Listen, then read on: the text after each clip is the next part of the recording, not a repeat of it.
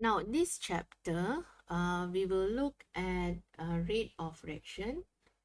All right. So, in this rate of reaction chapter, we will have a look at the first topic. All right. That is to determine the rate of reaction, determining the rate of reaction.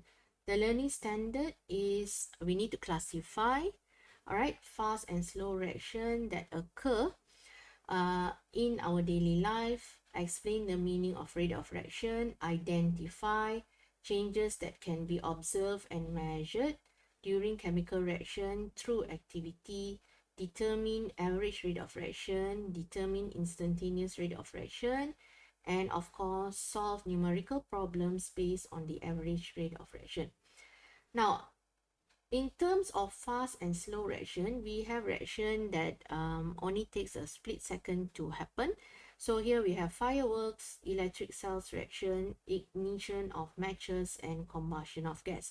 Whereas for slow reaction, you have reaction that takes a long period of time, sometimes years, sometimes days. So you have photosynthesis, erosion, corrosion, and fermentation. Now, the first part is the meaning of rate of reaction. Now, what is the meaning of rate of reaction? The rate of reaction is the changes in the quantity of reactant per unit time, okay, or the change in the quantity of product per unit time. So the time here can be seconds or can be minutes. So the change in quantity must be something measurable. So normally for experiment, we either use the measuring unit for gram, all right, or we use volume, all right, and then we can also use concentration, which is mole per cubic decimeter.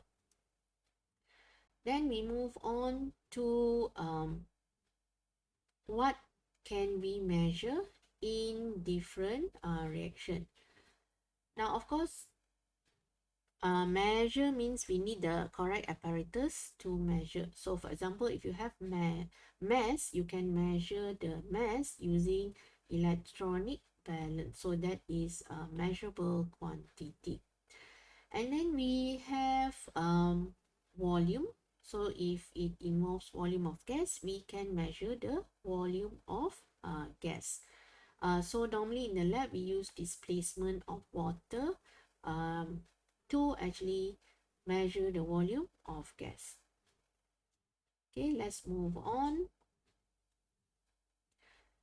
So the next part is when we talk about average rate of reaction and instantaneous. So average here is referring to the overall rate of reaction. For example, if you look at the example given, if let's say a car is traveling, so let's say you travel in at a speed of 100 kilometer per hour and you took actually 4 hours to travel a distance of 400 kilometer.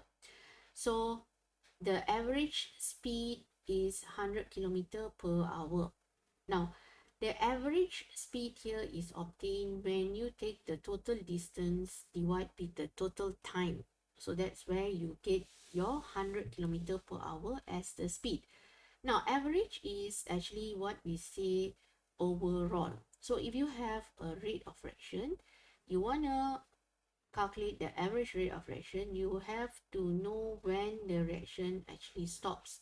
So from the graph, you can know that reaction stops when it has reached a maximum and there's no increase in product. So here the product is volume, so there's no increase in volume of gas. All right, so you take the time and then you take the volume and you divide.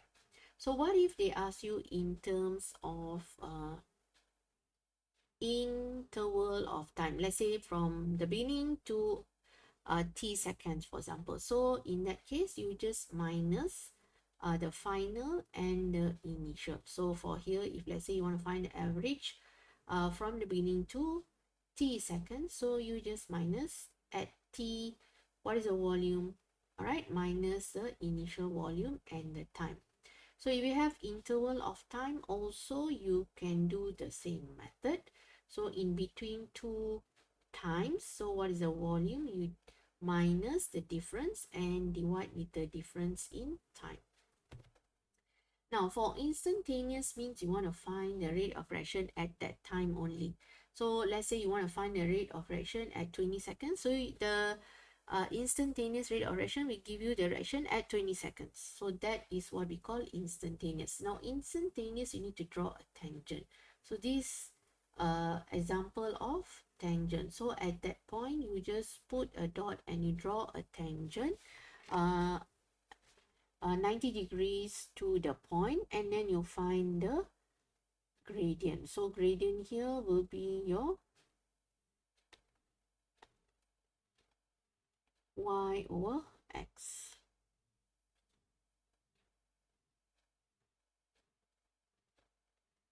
All right. So next we go to factors affecting rate of reaction. So there are four main factors that you need to know that affects rate of reaction. Effects means here whether the reaction is going to be high, okay, or low rate of reaction. It is determined by how you manipulate the factors. So you have four factors. The first one is the size. So size actually can affect the rate of reaction. So how does it affect? So if let's say you have a bigger size, that means you have a low total surface area compared to a smaller size. So if you want to speed up rate of reaction, or you want to increase the rate of reaction, you have to use a smaller size, right, compared to a bigger size. Now the second factor is your concentration. Now concentration is referring to the solute. So let's say you have more solute. What does that mean? So more solute means you have actually high concentration. So when you calculate in terms of concentration in mole per cubic decimeter, you will get a higher value. All right, so that depends on how much of solute is in the solution. So let's say you have a concentrated solution. Of course, you have more number of mole or more solute inside the solution. That is concentration. So the meaning that you have, if you have a high concentration, the rate of reaction will increase. Okay, higher rate of reaction.